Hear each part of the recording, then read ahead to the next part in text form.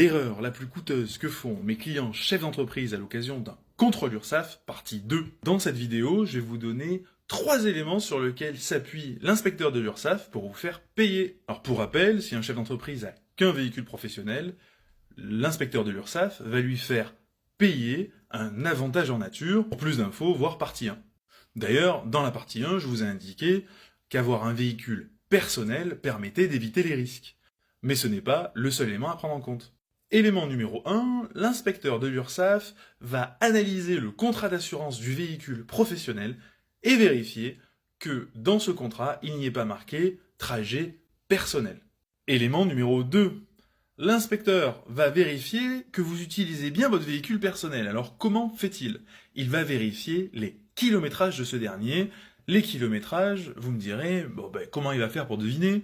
Tout simplement en regardant le contrôle technique. Depuis 2018, il y a un fichier national des contrôles techniques et on va pouvoir voir sur une période de 2 ans combien de kilomètres ont été parcourus par le véhicule.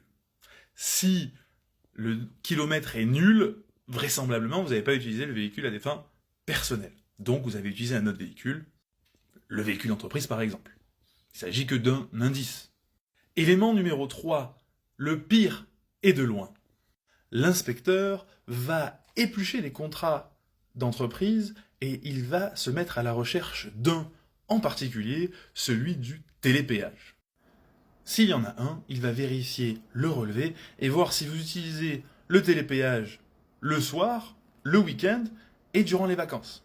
Et là, échec et mat. Soit vous utilisez le télépéage à des fins personnelles et c'est prévu, auquel cas il faut taxer un avantage en nature, soit vous utilisez le télépéage à des fins personnelles et ce n'est pas prévu, et là, ça peut tomber dans de l'abus de biens sociaux. Du coup, dans cette situation délicate, il vaut mieux plaider l'avantage en nature pour éviter des sanctions pénales. Alors bien évidemment, il y a toujours des subtilités, je n'y rentre pas pendant les vidéos pour une raison de simplicité. J'ai vu dans les commentaires de la vidéo précédente que certains s'interrogeaient sur les indemnités kilométriques. Dites-moi dans les commentaires si vous voulez que je vous fasse une vidéo là-dessus pour tout connaître sur les indemnités kilométriques. Je suis Henri, je suis doctorant en droit, juriste et formateur professionnel reconnu par l'État. Si t'aimes ce genre de contenu, abonne-toi.